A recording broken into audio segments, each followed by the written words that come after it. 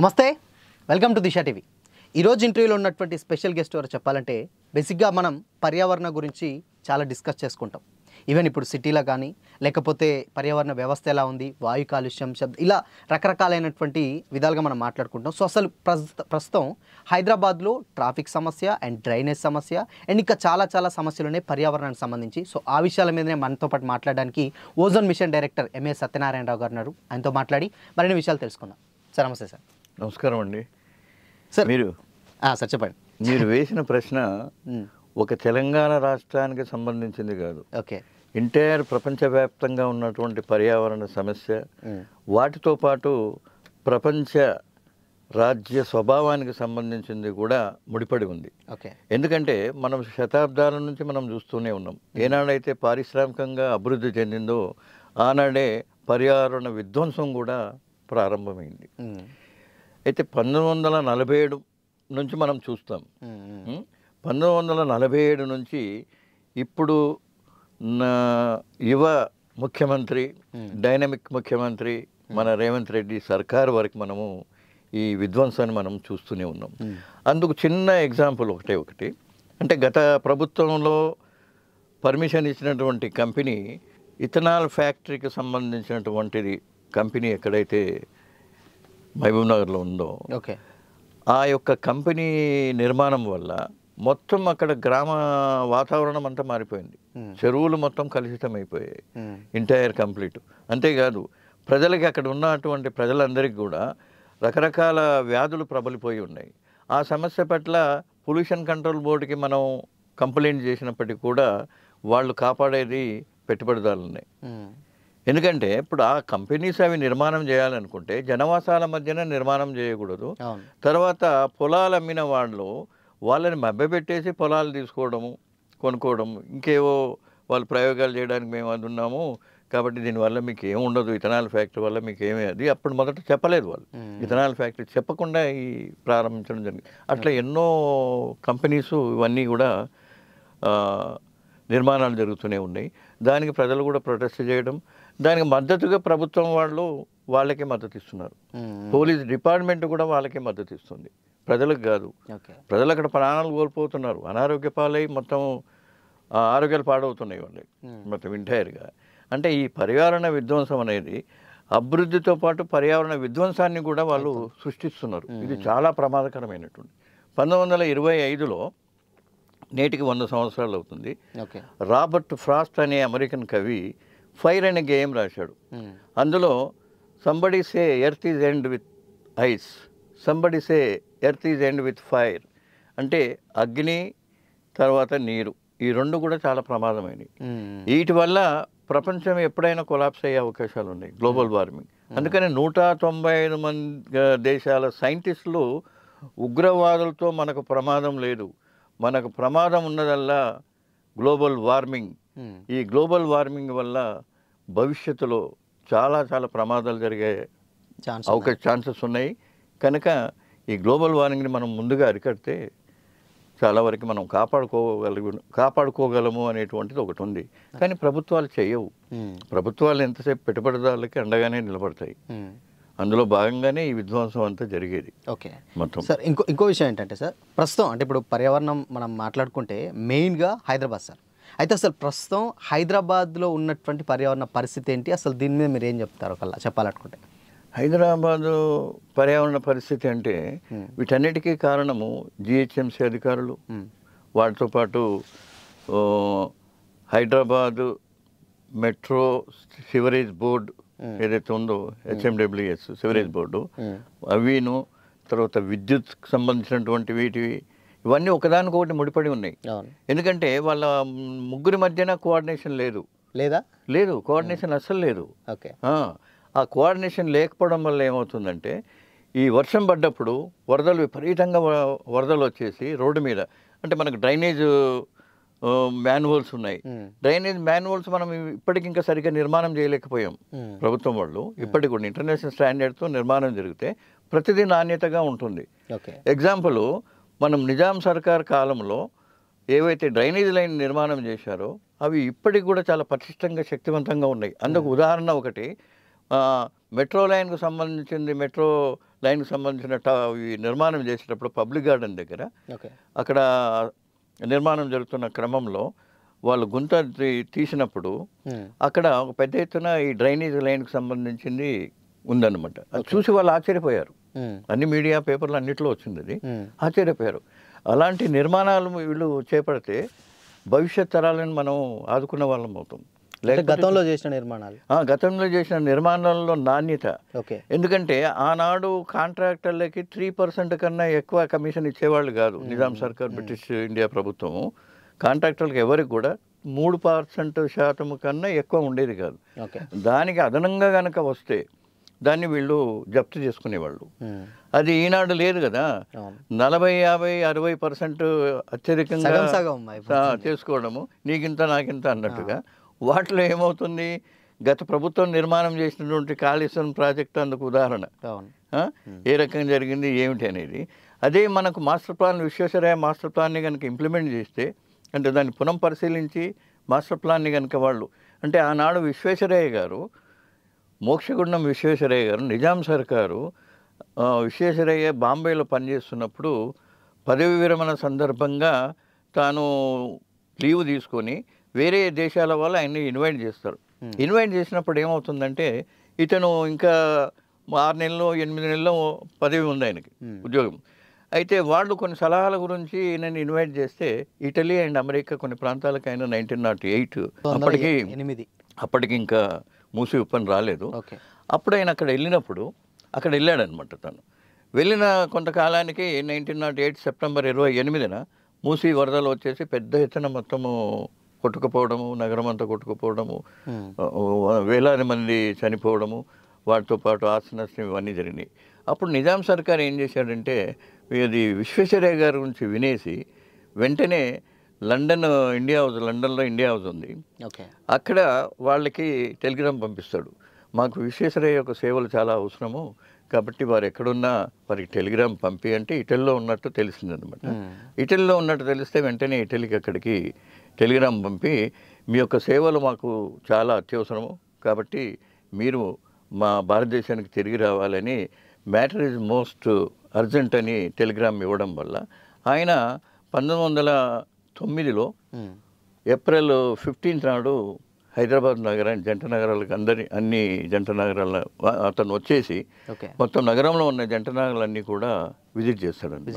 ఆయనతో పాటు మిగతా ఇంజనీరు, చాలా ప్రఖ్యాత ఇంజనీరు, వారికి సహకరిస్తూ మొత్తం జంట నగరంలో ఉన్నటువంటి అన్ని ప్రాంతాలు, మూసి ప్రాంతాలు మొత్తం అంతా కూడా విజిట్ చేసేసి అప్పుడు తాను ఒక నివేదిక సమర్పిస్తాడనమాట. ఆ నివేదికల్లో 2 నదుల్ని మనం ఏర్పాటు చేయాలి, ఆ చెరువుల్ని. అది ఒకటి ఉస్మాన్ సాగర్, హిమాయత్ సాగర్, దానికి సంబంధించిన ఒక ప్రాజెక్ట్ రిపోర్టు. వాటితో పాటు నగరంలోని చెరువుల్ని సంరక్షించడం, ఎక్కడెక్కడ ప్రతి అంగుళమంగళం ఆయన అబ్జర్వ్ చేశాడనమాట. ఆయనతో పాటు మరొక ఇంజనీర్ నవాబ్ అలీ జంగ్ అనే అతను కూడా ఆయనతో పాటు ఉంటూ మొత్తం జంట నగరాలు ఎక్కడెక్కడైతే ఈ మూసి ఉప్పొంగి ఎక్కడెక్కడైతే జరిగిందో దాని ఎక్కడ మూలాల నుంచి ఎక్కడి నుండి వచ్చింది ఏమిటి అవన్నిటిని కూడా క్షుణ్ణంగా అధ్యయనం చేసి తాను ఒక నివేదికను సమర్పించి ఆ నివేదికలో నిజాం కోరినట్టుగా ఏవి చెరువులు, ఒకప్పుడు హైదరాబాద్ భాగ్యన బషీర్బాగ్ అంటే ఉద్యానవనం, బషీర్బాగ్ ప్యాలెస్ని తర్వాత 1968, 69లో డిమాలిష్ చేశారు. అంటే దానికి కారణం ఏంటంటే ఆనాటి ప్యాలెస్ అధికారులు, మన కుటుంబ సభ్యులు ఎవరైతే ఉన్నారో నిజాం సభ్యు వాళ్ళు మెయింటెనెన్స్ చేసుకోలేక ఆ ప్రాబ్లమ్స్ వల్ల ప్రభుత్వానికి అప్పచెప్పడంతో ప్రభుత్వం ఆ యొక్క ప్యాలెస్ని డిమాలిష్ చేసింది. అంటే మొత్తం మనకు హైదరాబాద్ నగరం అంతా కూడా ఉద్యానవనాలు ఉండేవి. పూల్బాగ్, చమన్ బాగ్, ఇట్లా డిఫరెంట్ ప్లేసెస్ అన్నీ కూడా. ఈనాడు ఎక్కడున్నాయండి? ఈనాడు మొత్తం చెరువులంతా కబ్జా చేసి రియల్ ఎస్టేట్ బిల్డర్స్ అంతా కూడా మొత్తం చాలా వరకు అభివృద్ధి పేరుతో ఇల్లీగల్ కన్స్ట్రక్షన్ చేయడం మొదలుపెట్టారు. ఇల్లీగల్ కన్స్ట్రక్షన్ దానివల్ల ఏమవుతుంది, మొత్తం వర్షం పడ్డప్పుడు చెరువులు లేకపోవడం వల్ల నీరు ఎంత డేంజరస్ అంటే దానికి మార్గం దొరకపోతే మొత్తం ధ్వంసం చేసుకుంటూ కొట్టేసుకుంటూ వెళ్ళిపోతుంది మొత్తం. అది. అండ్ ఇప్పుడు లేటెస్ట్గా సార్ అంటే మనకు లాస్ట్ టైం వచ్చినటువంటి వరదలు చూస్తే కూడా కంప్లీట్గా అంటే మెయిన్గా ఎప్పుడైనా కానీ అంటే ఇంత డ్రైనేజ్ సిస్టమ్ ఉన్నా కానీ లాస్ట్ టైం వరదలు చూస్తే అసలు హైదరాబాద్ మొత్తం మునిగిపోతుందా అన్న రేంజ్లో కూడా వచ్చాయి వరదలు.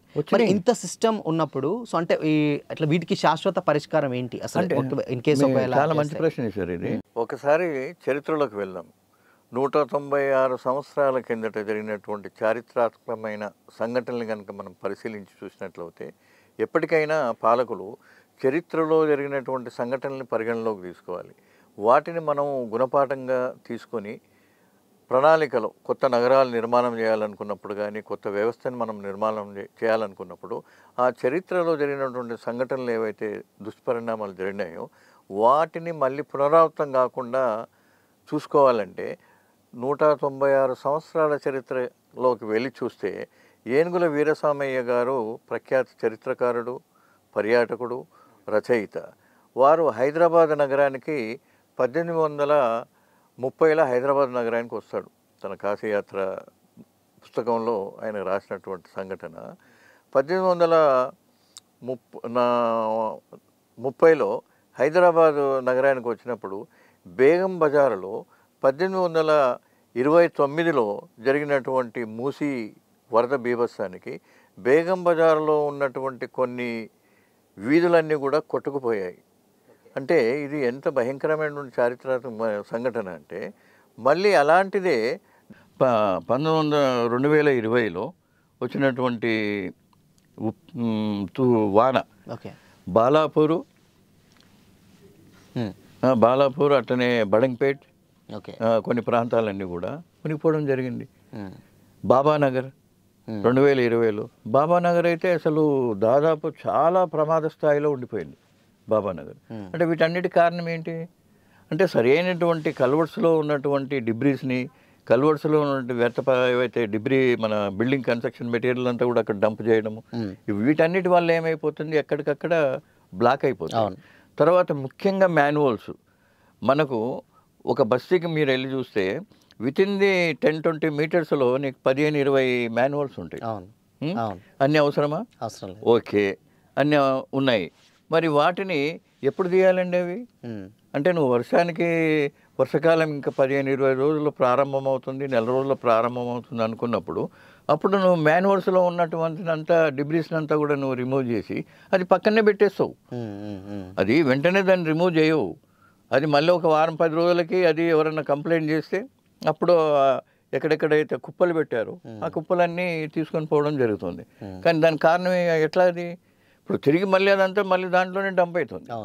అయితే ప్రతి 3 నెలలకి వర్షాకాలానికి ముందు ప్రతి 3 నెలలకి మొత్తము దాదాపు కొన్ని లక్షల మాన్యువల్స్ ఉంటాయి. మరి దీనికి అత్యాధునికమైనటువంటి సాంకేతిక పరికరాలు వచ్చాయి. వాటిని వీళ్ళు ఉపయోగించుకోవాలంటే దానికి సరైనటువంటి ట్రైనింగ్ ఇవన్నీ కూడా అధికారులకు ఉండాలి. వాళ్ళతో పాటు పనిచేసేటువంటి కాంట్రాక్ట్ వర్కర్స్ కావచ్చు, లేదా శ్రామికులు, మిగతా పారిశుద్ధ కార్మికులు ఉంటారు కదా, వాళ్ళకు కూడా సరైన ట్రైనింగ్ ఉండాలి, అవగాహన ఏర్పరచాలి పర్యావరణం పట్ల. అది పూర్తిగా లేదు, అది మొత్తం రిమూవ్ అయింది అది.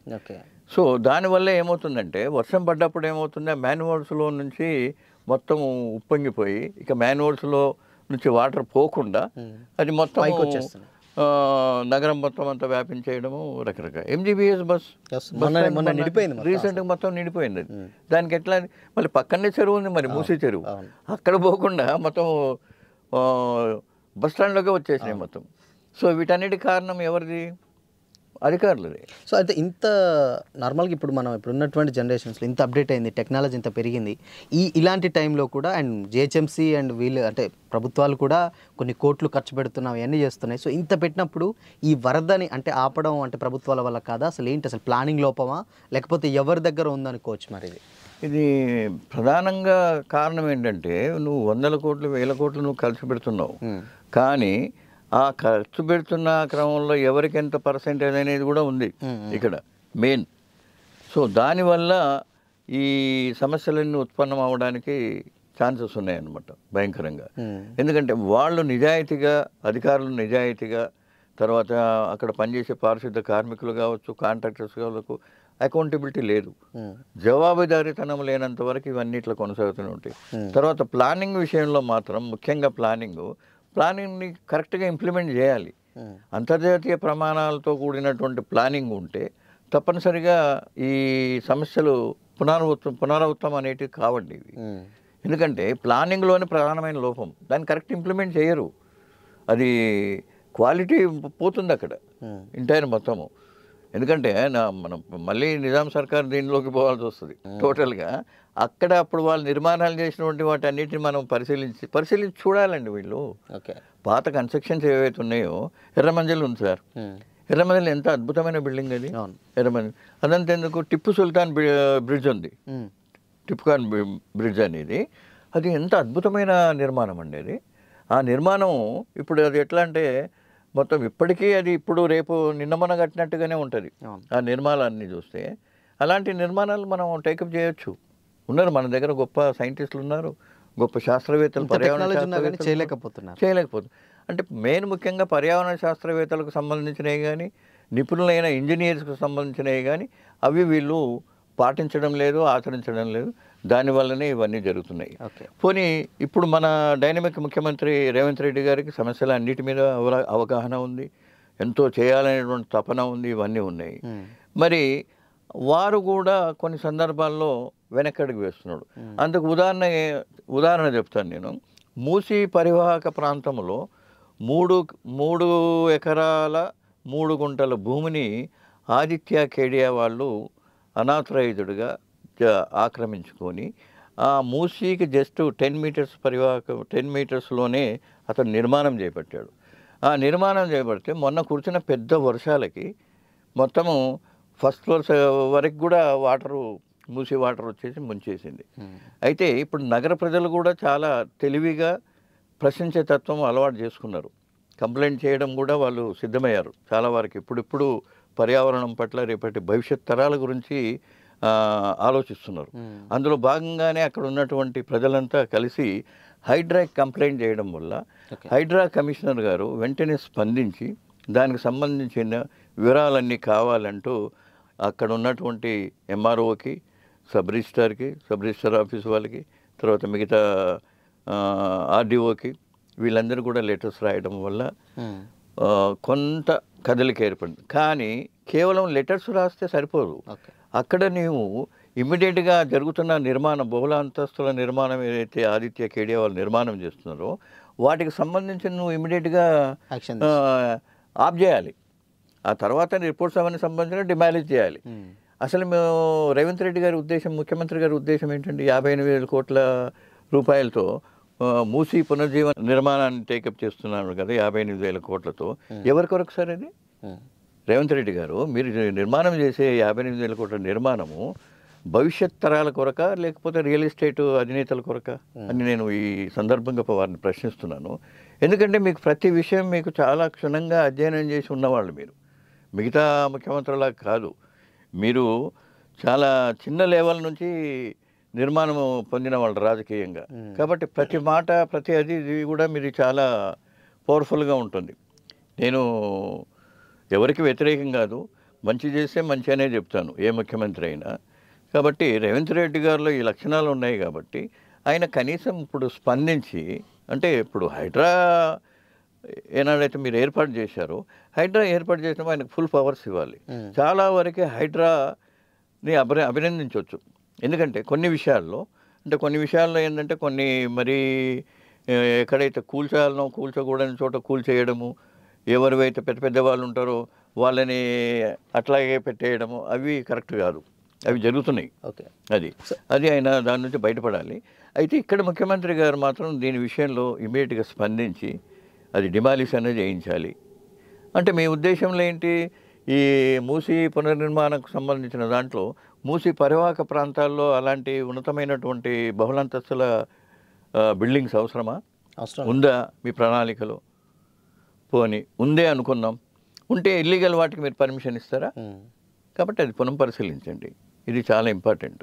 ఓకే. అండ్ ఇంకోటి ఏంటంటే సార్, అంటే ప్రధానంగా వ్యర్థ పదార్థాలు, అంటే ఇప్పుడు హైదరాబాద్లో చెత్త, అంటే ఇప్పుడు అవి బేసిక్గా ఏంటంటే అవి డంపింగ్ యార్డ్స్ ఒక దగ్గర అంటే పేరుకుపోయడం, దాని తర్వాత డిమాలేషన్ చేసేటువంటి సిస్టమ్ ప్రాపర్గా ఉన్నా కానీ అవి ఎక్కువగానే ఉండిపోతుంది. దానివల్ల సిటీకి ఎంతవరకు ఎఫెక్ట్ ఉండొచ్చు అసలు ఏంటి అసలు? ఇది చాలా ముఖ్యమైన ప్రశ్న సార్. ఎంచేతంటే ఇప్పుడు డంపింగ్ యార్డ్స్ అనేది కేవలం ఒక జవహర్ నగర్ ప్రాంతానికి మాత్రమే పరిమితమై ఉంది.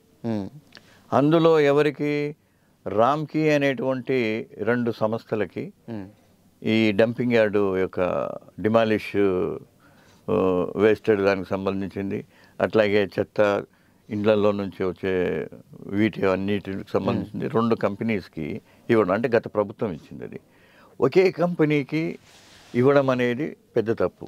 అంటే దీని వెనకాల ఎంత అవినీతి జరిగిందో ఇక్కడ స్పష్టంగా అర్థమవుతుంది.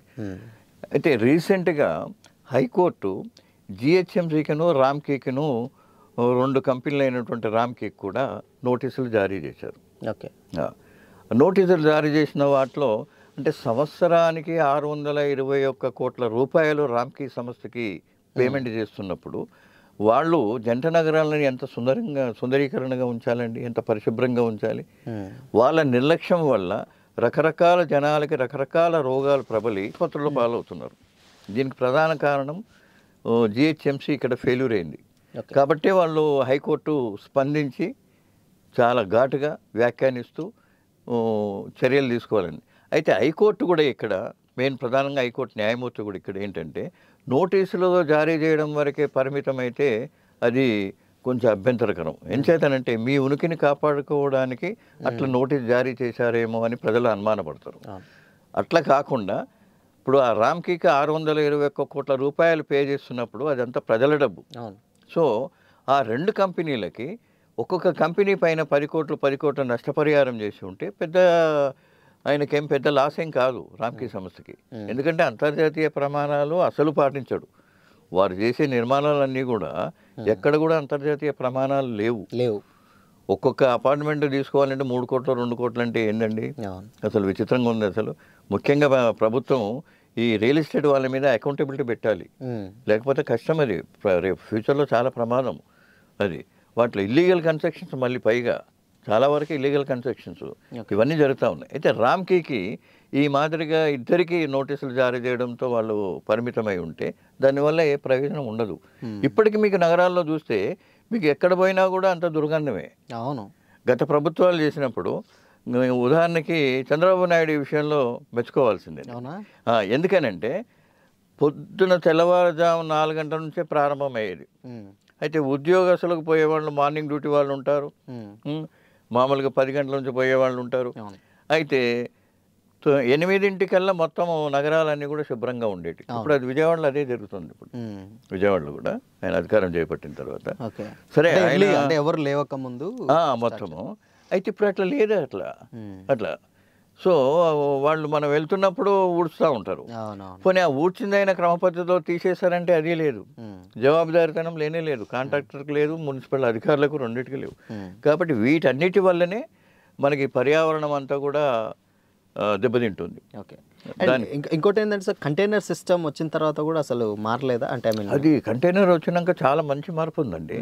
ఎందుకనంటే అత్యాధునికమైనటువంటి కంటైనర్ నమూనా ఇది. ఎంచేతనంటే ఇప్పుడు ఈ కంటైనరు మనకు ఇటుకలు కానీ సిమెంట్ కానీ ఇవన్నీ ఏం అవసరం లేదు. అవి ఏం అవసరం లేకుండా మామూలుగా దాన్ని డిఫరెంట్ ఆఫ్ టెక్నాలజీతో నిర్మాణం చేశారు. ఆ కంటైనర్ నిర్మాణం వల్ల వాళ్ళు రేపు ఎక్కడికైనా దాన్ని ఓపెన్ తిప్పేసుకొని వెళ్ళిపోవచ్చు. అయితే కన్స్ట్రక్షన్ చేస్తున్నటువంటి దాంట్లో మనకు 90% డిబ్రీస్ వస్తున్నాయి. కన్స్ట్రక్షన్ డిమాలిష్ చేయడము, డిఫరెంట్ ఆఫ్ మెటీరియల్, సిమెంటు, ఇసుక, రకరకాలుగా అవన్నీ. సో ఇక్కడ అది లేదు.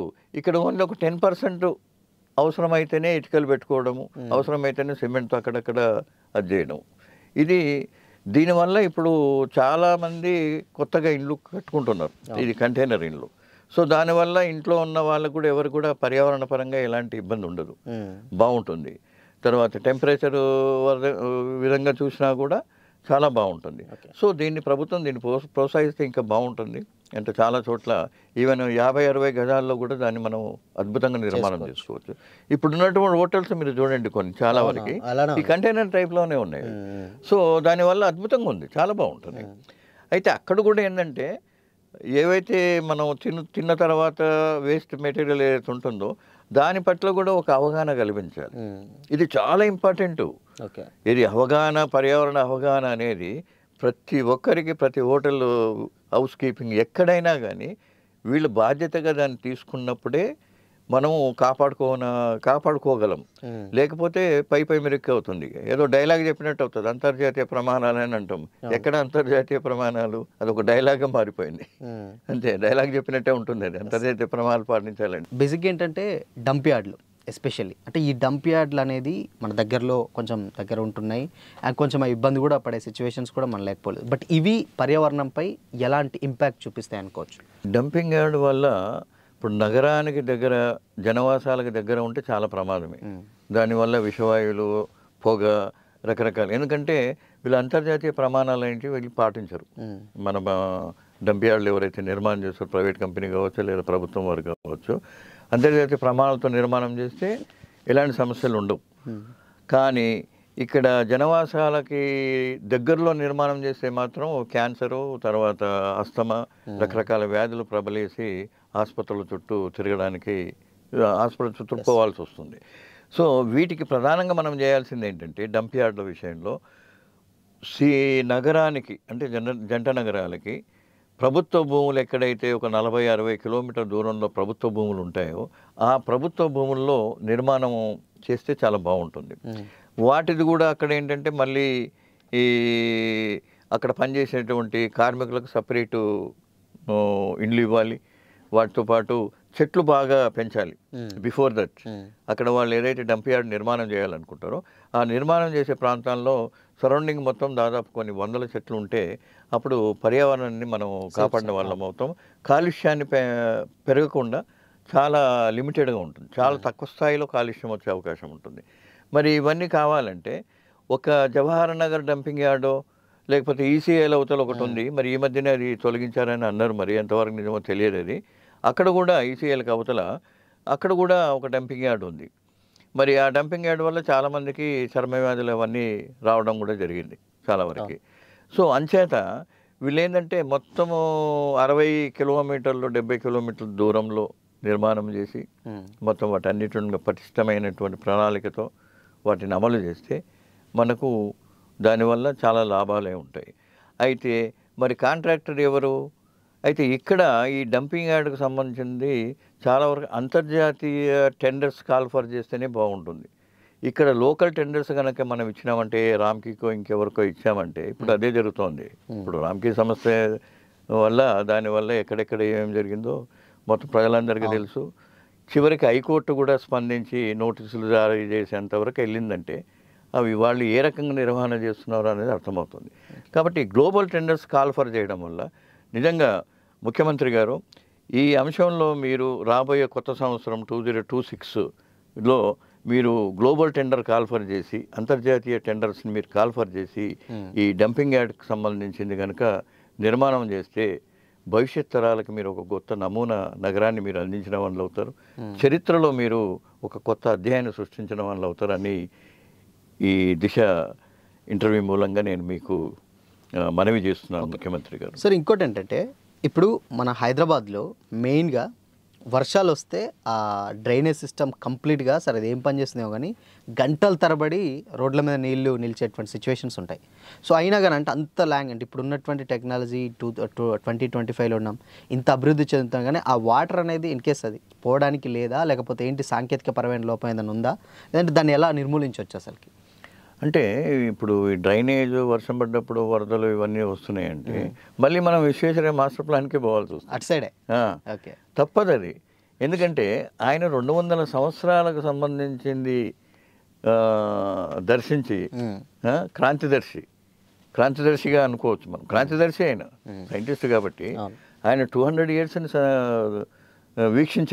వీక్షించి మొత్తం నగరానికి సంబంధించి చెరువుల సంరక్షణ చేశాడు. దాంతోపాటు ఉద్యానవనాలు, వాటితో పాటు డ్రైనేజ్, అత్యాధునిక డ్రైనేజ్ ఫెసిలిటీ, మంచినీటి సౌకర్యానికి సంబంధించిన సపరేట్ పైప్ లైను.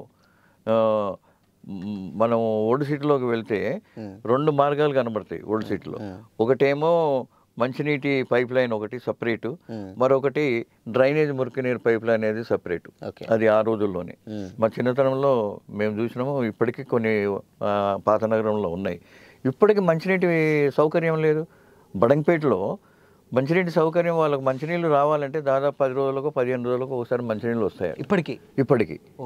అది ఇదేంటండి అని అంటే ఏం చేద్దాం మరి, మాకు సరైన మంచినీటి వ్యవస్థ లేదు అని. మరి ఈ డ్రైనేజు తర్వాత ఈ మంచినీటి సౌకర్యాన్ని సరిగ్గా నిర్మాణం చేయనప్పుడు భవిష్యత్తులో కొత్త నగరాలు నిర్మాణం చేసి ఏం చేస్తారండి? ఇప్పటికీ మనకు డ్రైనేజ్ వ్యవస్థ సరిగ్గా లేదు. చాలా కొత్తగా నిర్మాణాలు అపార్ట్మెంట్స్ బహుళంతస్తులు ఏవైతే ఉన్నాయో అక్కడ మనకు సరైనటువంటి డ్రైనేజ్ వ్యవస్థ లేదు. మంచినీటి వ్యవస్థ పెట్టుకున్నాడు డైరెక్ట్ పైప్ లైన్ వాళ్ళకి, ఎందుకంటే కోట్లల్లో వాళ్ళు ఖర్చు పెట్టి కొంటున్నారు కాబట్టి వాళ్ళకి ఆ మంచినీటి ఫెసిలిటీ మాత్రం బాగానే ఉంది, కానీ డ్రైనేజ్ వ్యవస్థ లేదు. తర్వాత మనము ఉద్యానవనాలు లేవు. మన ఉద్యానవనాలు అంటే బాగలింగం పెళ్ళి మన ఇక్కడికి వెళ్ళాలి, ఎక్కడ ట్యాంక్ బండ్ ఒకటి, రెండవది ఎన్టీఆర్ పార్కు. అండ్ ఇప్పుడు మీరు అంటుంటే గుర్తొచ్చింది, అంటే ఇప్పుడు బేసిక్గా ఏంటంటే స్మార్ట్ సిటీ నిధులు కూడా భారీగా పెరిగిపోయాయి. బట్ ఆ భారీగా పెరిగినప్పుడు కూడా లేక్స్ అనేటివి కూడా చాలా అంతరించిపోతున్నాయి. వారికి దానికంటే ఇవి పెరిగినప్పుడు అవి కూడా ఉండాలిగా. అసలు ఏంటి మరి అసలు? నిజమే, ఇప్పుడు అదే కదా, అక్కడే కదా. ఇప్పుడు ప్రభుత్వాలు ఆలోచించకపోవడానికి ఏంటంటే ప్రభుత్వాలు వదిలేసాయి రియల్ ఎస్టేట్ బిల్డర్స్కి. బస్ వాడికి ఎక్కడ చెరువు కనబడితే అక్కడ మొత్తం అనాథరైలు ఆక్యుపై చేసుకుంటారు, దానికి కావాల్సినవన్నీ కూడా సృష్టిస్తారు. ఇక దానికి తోడ్పడే అధికారులు ఉన్నారు, ఎంఆర్ఓలు కానీ సబ్ రిజిస్ట్రార్లు వాళ్ళు కానీ. సబ్ రిజిస్ట్రార్ వాళ్ళు కూడా ఎట్లా రిజిస్టర్ చేస్తాడో అర్థం కాదు. మాకు కావాల్సిన రెవెన్యూ అంటారు.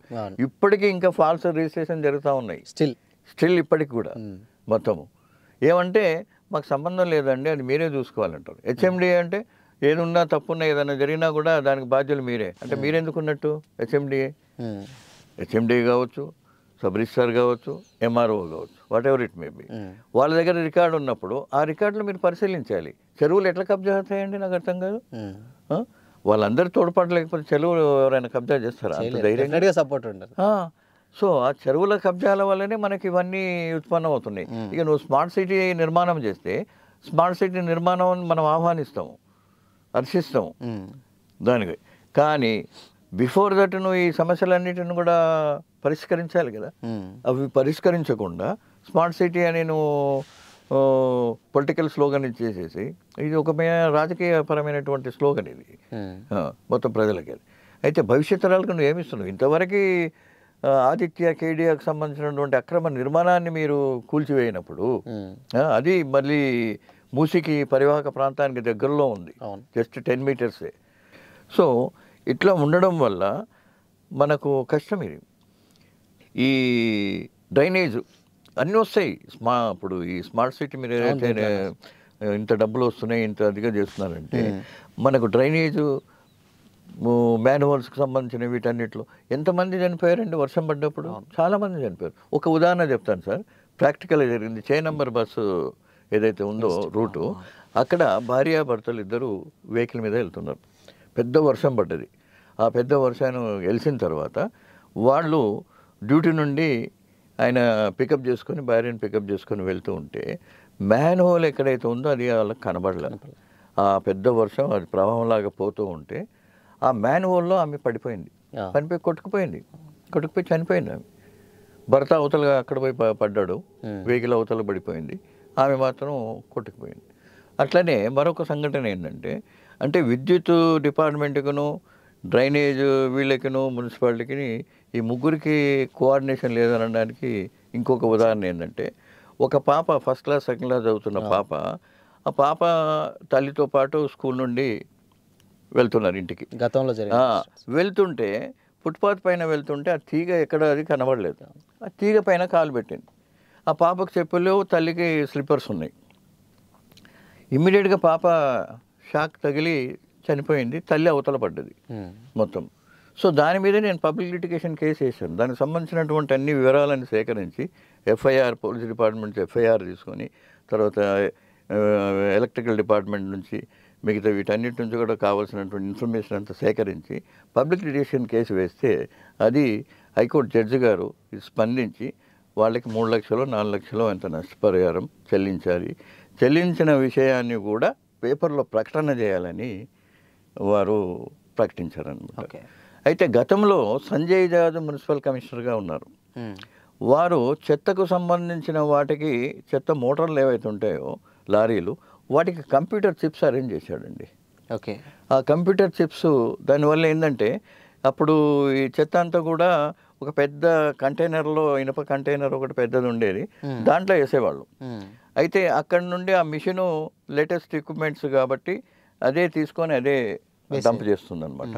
తర్వాత మొత్తం ఖాళీ అయిన తర్వాత మళ్ళీ అది యథాపరకం కింద పెట్టేస్తారు. కింద ఉన్న పడ్డ అంతా కూడా దాన్ని రిమూవ్ చేసేస్తారు. వాటిది ఈనాడు లేదు ఇప్పుడు. ఒకటి. రెండవది ఏంటంటే ఏ టైంలో వచ్చింది అనేది వాళ్ళకి తెలిసిపోతుంది. ఎక్కడెక్కడ మొత్తం అన్ని వాటికి సంజయ్ జావ్ చేసినటువంటి గొప్ప కంప్యూటరైజ్డ్ టెక్నాలజీ దాన్ని ఇంప్లిమెంట్ చేశాడు. అయితే అక్కడ అదే కాకుండా కొన్ని మెయిన్ ప్రాంతాల్లో ఒక మనిషిని పెట్టేవాడు సెక్యూరిటీగా. అయితే ఆ మనిషి ఏంటంటే అక్కడ ఉండడానికి కారణం ఏంటంటే ఎవరైతే పెద్ద ఎత్తున చెత్త ఇవన్నీ తీసుకొచ్చి వేస్తారో వాళ్ళు కింద పడేస్తూ వెళ్తూ ఉంటారు. అట్లా పడేయకుండా ఆ కంటైనర్ పెద్ద ఏదైతే ఉంటుందో దాంట్లో వేయాలి. అది నిఘా పెట్టేవాడు. ఒకరోజు నేను ఇట్లనే నా ప్రాక్టికల్ అనుభవాన్ని చెప్తున్నాను, చూద్దాం ఇతని ఎట్లా ఏ రకంగా స్పందిస్తాడో అని. నేనేం చేశానంటే ఇట్లా విసిరేసిన చెత్తని కావాలని విసిరేసి అది చిల్లంపల్లం అయిపోయింది. అది అయిపోతే అతను వెంటనే విజిలేసి పరిగెత్తుకుంటూ వచ్చేసి సాపో నికాలో आप उसमें डालो, अरे जा क्या है, चल उन लोग निकाल लेते, क्या है अब, नहीं साहब आप निकाल के उसमें डालना అని. ఇక అప్పుడు నేను వెంటనే అర్థమైపోయింది, వెంటనే కావాలని వేసాను కదా, వెంటనే అది తీసేసి మొత్తం అంతా రిమూవ్ చేసేసి మళ్ళీ చీపురు తీసుకుని తీసి దాంట్లో నేను పడేసాను. ఎప్పుడు సార్ ఎప్పుడు జరిగింది ఇది? దాదాపు ఒక 15 years అవుతుంది. అంటే సంజయ్ జాజ్ అప్పుడు కమిషనర్గా ఉన్నారు. వారి తర్వాత శర్మ గారు వచ్చారు అనుకుంటా. ఇక తర్వాత మిగతా అయితే ఒక్కొక్క కమిషనర్ వైఖరి ఒక్కొక్క రకంగా ఉంటుంది. అయితే ఇప్పుడు సంజయ్ జాజ్ కేంద్ర అక్కడ వీళ్ళు తీసుకెళ్ళిపోయారు ఆయన్ని. లేకపోతే చాలా ఇంకా మార్పులు జరిగేవి కనుక ఉంటే మాత్రం ఇంకా చాలా అద్భుతమైన మార్పులు జరిగాయి. ఎందుకంటే నేను పర్సనల్గా విజిట్ చేసేవాడు. ఆయన కంప్లైంట్ చేస్తే పర్సనల్గా విజిట్ చేసేవాడు. ఒకసారి ఇంకో సంఘటన, నా పర్సనల్ సంఘటనని, ఇప్పుడు మనము రోడ్డు నిర్మాణం చేస్తూ ఉంటారు మున్సిపాలిటీ శాఖకు సంబంధించిన వాళ్ళు. అయితే గాంధీనగర్లో రోడ్డు నిర్మాణం ఒకటి జరుగుతూ ఉంది. నేను ఇంటి నుంచి బ్యాంకుకి వెళ్దామని బ్యాంక్కి నడుచుకుంటూ వెళ్తూ ఉన్నా. వెనక నుంచి బస్సు వచ్చి ఆ బస్సు టైర్ కింద చిప్స్, కంకర చిప్స్ ఉంటుంది కదా, ఆ చిప్ అనేది నా కంటి దగ్గర నుండి ఇలా వెళ్ళిపోయింది. అసలు ఎంత షాక్ అయ్యానంటే భయపడిపోయా. అసలు అది కనుక పొరపాటుని ఇక్కడ తగిలితే ఫినిష్, ఖతం అయిపోతాం. అంత పవర్ఫుల్గా ఉంటుంది అన్నమాట, అంత ఫోర్స్తో వస్తుంది.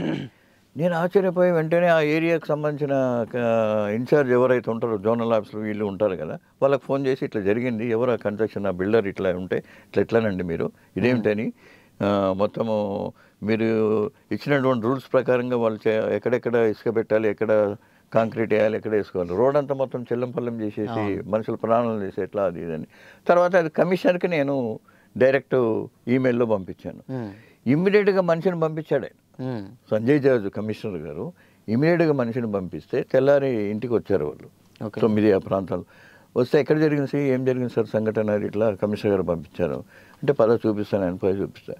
10,000 రూపాయలు నష్టపరిహారం వేశారు వాళ్ళకి, ఫైన్ వేశారు. ఎవరైతే బిల్డర్ అక్కడ కన్స్ట్రక్షన్ చేస్తున్నాడో హౌస్, వాడికి 10,000 రూపాయలు నా ముందర నష్టపరిహారం బిల్లు వేసి అక్కడ ఉన్నటువంటి అక్కడ లేబర్స్ వాళ్ళందరూ చెప్పేసి రిమూవ్ చేసేసి ఒక పద్ధతిలో అది ఇంకా ఇప్పటికీ ఎక్కడ జరగడం లేదు. అంటే అది ఆయన ఉన్నంత వరకే అది జరిగింది. ఆ తర్వాత ఇంకా మళ్ళీ కామన్ అయిపోయింది. ఇప్పుడు కూడా అదే కంటిన్యూ అదే అవుతున్నాయి. సగం రోడ్లు పాడవడానికి బిల్డర్సే కారణం. నగరాల్లో నిర్మాణం చేస్తున్నటువంటి ఇండిపెండెంట్ మన అపార్ట్మెంట్స్ ఏవైతే ఉన్నాయో వాడి బాధ్యత ఏంది, మొత్తం చుట్టూ సరౌండింగ్లో ఎక్కడ ఏం పెట్టాలి ఏంటి అనేది అంతవరకే ఉండాలి. ఆ తర్వాత రిమైనింగ్ రోడ్ ఏదైతే ఉంటుందో ఆ రోడ్ అంతా కూడా ఫ్రీగా ఉండాలి, మూవ్ కావడానికి. అవి లేవు. అవి జరగకపోవడానికి కారణం ఏంటంటే వీళ్ళే. ఎన్నిసార్లు ప్రజావాణిలో కంప్లైంట్ చేసినా కూడా అది సమస్యగానే ఉంటుంది. వాళ్ళకి అడిగాను కూడా, మీరు ప్రజావాణి నిర్వహించేది మొక్కబడి మంత్రంగా మీరు ప్రజావాణి నిర్వహిస్తారు తప్ప సమస్యల పరిష్కారం కొరకు మీరు ప్రజావాణి నిర్వహించడం లేదని చాలా ఘాటుగా కూడా డైరెక్ట్గా వెళ్ళి కూడా చెప్పడం జరిగింది. ఇప్పుడు కట్టడాలంటే గుర్తొచ్చింది సార్, అంటే ఇప్పుడు నార్మల్గా అన్ని సిటీస్లో కంటే కూడా ప్రజెంట్ హైదరాబాద్లో అక్రమ కట్టడాలు ఎక్కువ ఉన్నాయి బేసిక్గా. అంటే అక్రమ కట్టడాలు ఎక్కువ, బట్ అవన్నీ కూడా మరి అధికార యంత్రాంగం చూస్తుందా, చూసి మరి పర్యావరణ శాఖ కూడా ఎలా పర్మిషన్ ఇస్తుంది, అసలు ఏంటి మరి అట్లా అనుకుంటే? ఇది మీరు నిజంగా ఈ అక్రమ కట్టడాలు అనేది మన హైదరాబాద్కే పరిమితమై లేవు. అంటే అంతటున్నాయి, బట్ కాకపోతే హైదరాబాద్ భారతదేశ వ్యాప్తంగా నిర్మాణాలు జరుగుతూ ఉన్నాయి, ఈ ఎంటైర్ ఇల్లీగల్ కన్స్ట్రక్షన్స్. అయితే ఇక్కడ మనం చేయాల్సిన ప్రాథమికంగా వీళ్ళంతా కూడా నిర్ణయం తీసుకోవాల్సింది ఏంటంటే ఈ అక్రమ కన్స్ట్రక్షన్స్ ఫస్ట్ ఆఫ్ ఆల్ అరికట్టాలి. మరి అరికట్టకపోవడానికి కారణం ఏంటంటే ఓట్ల రాజకీయం కావచ్చు. ఓకే, ఎందుకనంటే రేపు ఆ ప్రాంతపు ఎమ్మెల్యే ఇప్పుడు ఎమ్మెల్యేని కూడా నిలదీయాల్సి వస్తుంది ప్రజలు అక్కడ. ఇప్పుడు ఎందుకంటే ఇప్పుడు ప్రజలు చాలా వరకు రియలైజ్ అవుతున్నారు ఈ వీటన్నిటి సంఘటనల పట్ల రియలైజ్ అవుతూ ఎమ్మెల్యేలని ఎంపీలను అందరినీ కూడా ప్రజల మధ్యలో నిలబెట్టి ప్రశ్నిస్తున్నారు, అడుగుతున్నారు కూడా వాటిది. అది రావాలి ఇంకా. అయితే ఇక్కడ వీళ్ళది కూడా బాధ్యత ఉంటుంది. ఎమ్మెల్యే, తర్వాత కార్పొరేటరు, తర్వాత సర్పంచ్ ఉన్న ఏరియాలో సర్పంచ్, వీళ్ళందరి సహకారంతోనే వాడు ఇష్టం వచ్చినట్టు కడతాడు, లేకపోతే కట్టే ధైర్యం చేయడు. సో ఇక్కడ ఏంటంటే మనకు విపరీతమైన కన్స్ట్రక్షన్స్, ఇల్లీగల్ కన్స్ట్రక్షన్ ఉండడానికి కారణం ఏంటంటే డిమాండ్ ఎక్కువ ఉంది కదా. పర్ యార్డే 2 లక్షలు, 1.5 లక్షలు, 3 లక్షలు, 2 లక్షలు అట్లా పోతా ఉంది. కాబట్టి వాళ్ళకు హైకోర్టు కూడా దీని మీద స్పందించిందండి. హైకోర్టు కూడా జిహెచ్ఎంసీకి మొన్న ఈ మధ్య చాలా ఘాటైన నోటీస్ జారీ చేసింది జిహెచ్ఎంసీ అధికారులకి. ఏంటి మన వసూళ్ల విప్లవం కొనసాగుతుంది, ఇల్లీగల్ వసూళ్ల విప్లవం కొనసాగుతుంది నగరంలో అని జిహెచ్ఎంసీ మన జిహెచ్ఎంసీకి హైకోర్టు నోటీస్ జారీ చేసింది. అయినా కూడా దున్నపోతు మీద సామెత ఉంది కదా, అట్లా చెల్లించకుండా ఉంది. వాళ్ళకి కావాల్సింది డబ్బండి. ప్రజల యొక్క ఆరోగ్యాలు కానీ, ప్రజల యొక్క సంక్షేమం కానీ, పర్యావరణ సంక్షేమం కానీ, పర్యావరణ పరిరక్షణ కానీ ఇవి ఏవి ఉండవు. మీరు ట్యాంక్ బండ్కి వెళ్ళి చూడండి. మీరు ట్యాంక్ బండ్ కానీ మిగతా కొన్ని ప్రాంతాలు ఒక వారం రోజుల్లో వేసింది మళ్ళీ తీసేస్తారు. ఇంకా వెనక్కి పోవడమో లేకపోతే ఇంకా ముందుకు పోవడమో నిర్మాణం జరుగుతుంది అన్ని చోట్ల. అదే అంటే మన వేసిందే మళ్ళీ కులగొట్టి మళ్ళీ వేయడము. అంటే నీకు ప్లాన్ లేదా?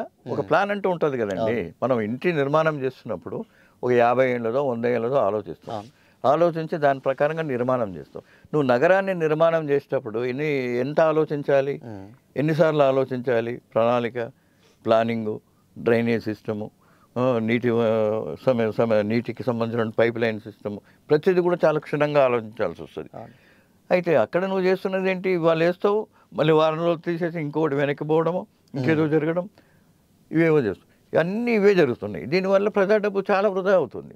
మరొక విషయం ఇంకోటి, మీరు ఇల్లీగల్ కన్స్ట్రక్షన్స్ అన్నారు కాబట్టి, ఏవైతే ఇల్లీగల్ కన్స్ట్రక్షన్స్ నగరంలో అన్ని చోట్ల ఉన్నాయో ఆ ఇల్లీగల్ కన్స్ట్రక్షన్ ఇంటి ట్యాక్స్ ఎంత వేస్తున్నారండి? 20,000 15,000 వేయాల్సిన చోట అక్కడ ఒక ఏజెంట్ వస్తాడు మున్సిపాలిటీ తరఫున నుంచే. అతను labour, contract labour, permanent own పంపరు, కాంట్రాక్ట్ లేబర్. ఆ కాంట్రాక్ట్ లేబర్ వచ్చేసి ఏం చేస్తాడు? ఏంటి సార్ మీరు ఇంత ముందుకు వచ్చేసారు, ఇది ఇంత ఇట్లా వచ్చారు, ఇది ఇక్కడ చేశారు, ఇంత డీవియేషన్ చేశారు, ఇంత డీవియేషన్ చేశారు, కాబట్టి మీకు 20-30 వేల ట్యాక్స్ పడుతుంది సార్ అంటారు. అరే అదేంటే బాబు, నేను 3,500 స్క్వేర్ ఫీట్లోనే నిర్మాణం చేసుకున్నాను కదా, మరి 3,500 స్క్వేర్ ఫీట్ల నిర్మాణం నాకు రికార్డెడ్గా ఉంది, నీవేమో డీవియేషన్ చేశాను, అవి చేశాను, ఇవి చేశానని 30,000 బిల్ వేస్తానంటావు అంటే అదంతా ఏం లేదు సార్. ఒకటే మీకు 9,500 రూపాయలు కావాలంటే ఇగో ఇంత ఇవ్వండి అని ఒక 40,000 డిమాండ్ చేస్తాను. అది ఉంది ప్రాక్టికల్గా, నేను అనుభవించా, కానీ నేను ఇవ్వలేదు. మీరు ఇల్లు కట్టుకునేటప్పుడు మీరు కూడా ఫేస్ చేశారు? నేను ఫేస్ చేశాను, నేను ఇవ్వలేదు. ఎస్, మీరు న్యాయంగా మీరు ఎంత వేయదలుచుకున్నారో అంతే వేయండి. నా పక్కవాడిది నాది ఒకటే ఉంది ఉన్నప్పుడు నా పక్కవాడికి ఎంత ఉంటుందో నాకు అంతే వేయాలి. వాడికి 20,000 ఉంటే 20,000, లేదు వాడికి 8,000 ఉన్నాయి నాకు 20,000 వేస్తానంటే నేను ఊరుకోను, కమిషన్ దగ్గర పోయి కూర్చుంటా డైరెక్ట్గా. అంటే ఇక వాడు మళ్ళీ రాలే, నాకు ట్యాక్స్ మాత్రం యాజ్ పర్ ఎంత రావాలనో అంతే వచ్చింది. అట్లా చాలామంది ఉన్నారు అట్లా విపరీతంగా. సో దీనివల్ల మనకు ఆర్థికపరమైనటువంటి నష్టం వస్తుంది కదా. మరి దానికి కారణం మున్సిపల్ అధికారులే కదా. ఇప్పుడు ఈనాడు డబ్బు లేదు అంటున్నారు. ఇవన్నిటి మీద నువ్వు కరెక్ట్ డబ్బులు వసూలు చేస్తే నీకు కొన్ని కోట్ల రూపాయలు వస్తాయి, కొన్ని వేల కోట్లు వస్తాయి. ఈ ఇల్లీగల్ కన్స్ట్రక్షన్ 100% నువ్వు ట్యాక్స్ వేస్తే నీకు వేల కోట్ల రూపాయలు వస్తాయి. నువ్వు అప్పు చేయాల్సిన అవసరం లేదు. ముఖ్యమంత్రి గారు, మీరు అప్పు చేయవలసిన అవసరమే లేదు. వీటన్నిటిపైన మీరు ట్యాక్స్ కనుక, రివైజ్ ట్యాక్స్ కనుక వేస్తే అద్భుతమైనటువంటి రిజల్ట్ వస్తుంది. కేవలము ఓట్ల గురించే మీరు తాపత్రయపడి వదిలేస్తే మాత్రం అది రేపు చాలా ప్రమాదం. మరొక విషయం కూడా చెప్తున్నాను. ఇప్పుడు ఇంకా ఈ పెద్ద వర్షాలు పడుతున్న ఈ క్రమంలో రేపు మళ్ళీ నెక్స్ట్ ఇయర్ ఏ రకంగా ఉంటుందనేది తెలియదు. కాబట్టి ట్యాంక్ బండ్ ఏదైతే ఉన్నదో 2 సార్లు ప్రమాదం నుంచి తప్పిపోయింది.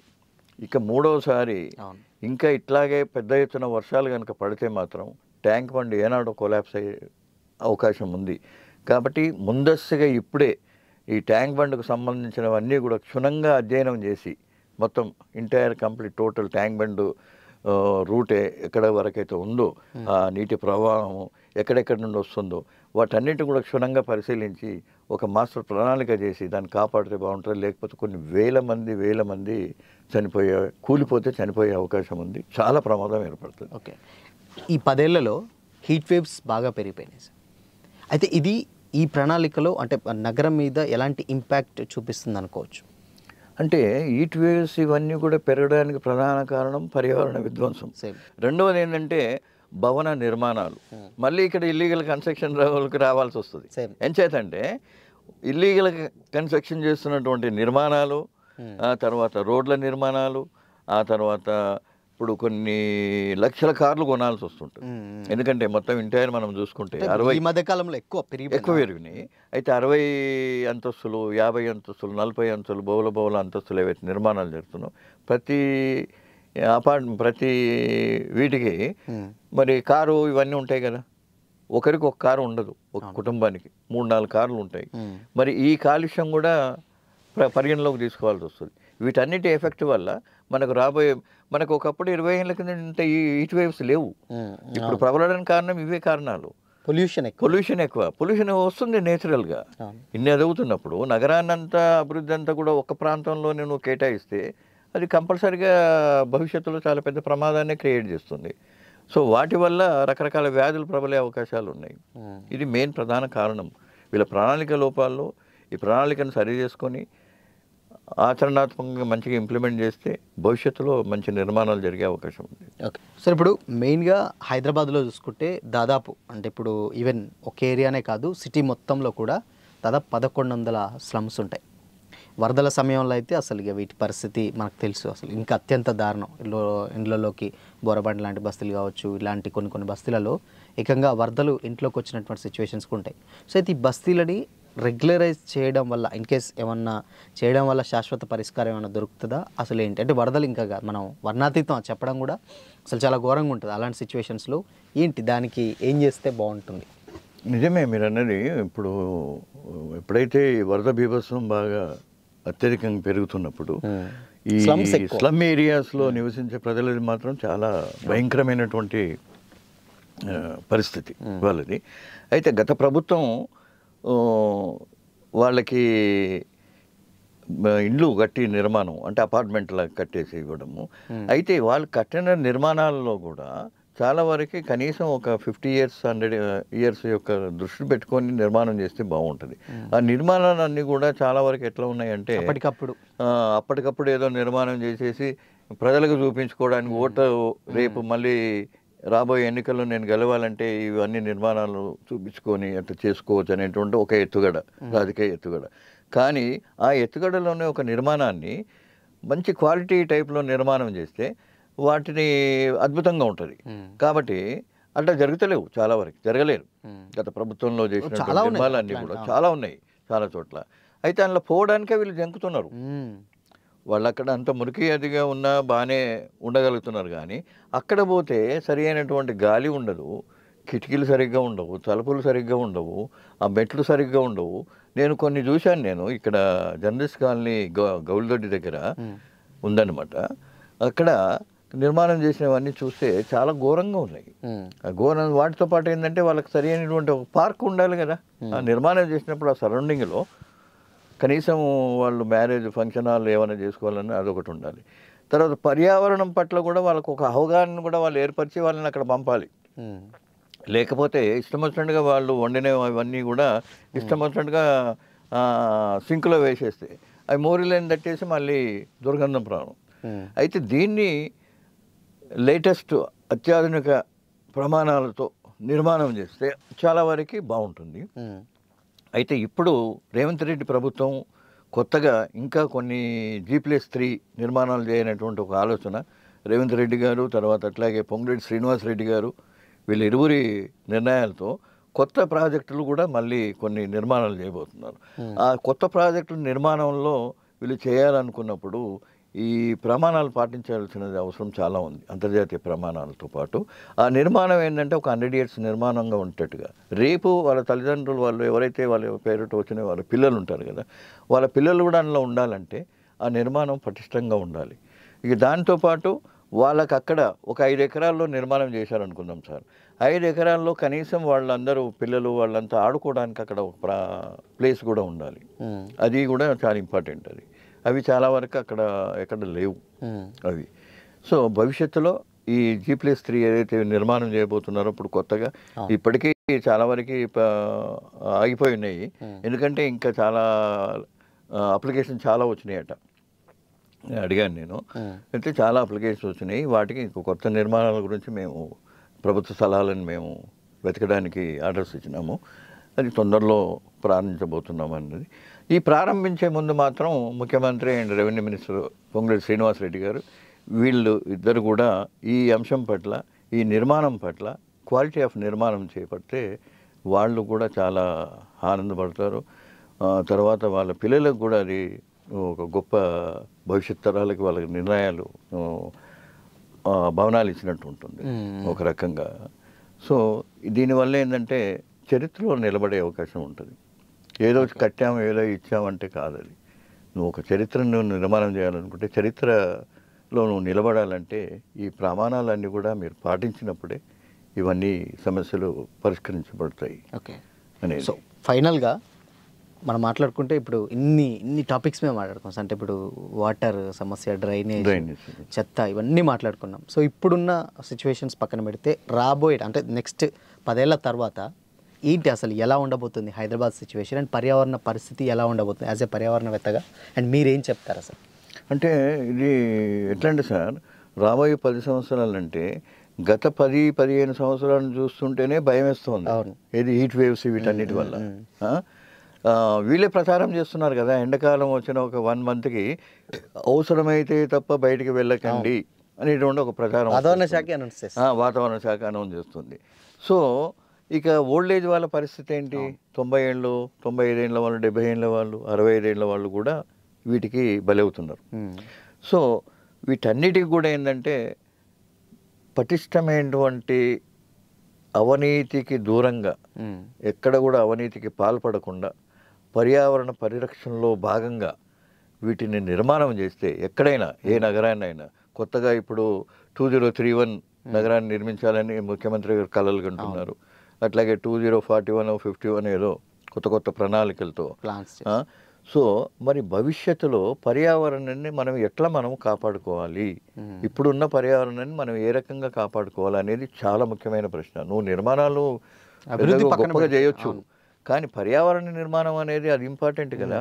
నువ్వు ఎన్ని నిర్మాణాలు చేస్తే దానివల్ల ప్రయోజనం ఏంటి? పర్యావరణాన్ని విధ్వంసం చేస్తూ, పర్యావరణ విధ్వంసం కాకుండా ఉద్యానవనాలకి ప్రాధాన్యతనిస్తూ, చెరువులను పరిరక్షిస్తూ, ఉన్న చెరువులను పరిరక్షించడం, లేని చెరువులు ఇంకెక్కడైనా ఉండి ఇల్లీగల్ కన్స్ట్రక్షన్ కనుక ఉంటే హైదరాబాద్ను పంపించి ఇమ్మీడియట్గా రిమూవ్ చేయించేస్తేనే రేపటి భవిష్యత్ తరాలని మనం కాపాడుకున్న వాళ్ళం అవుతాము.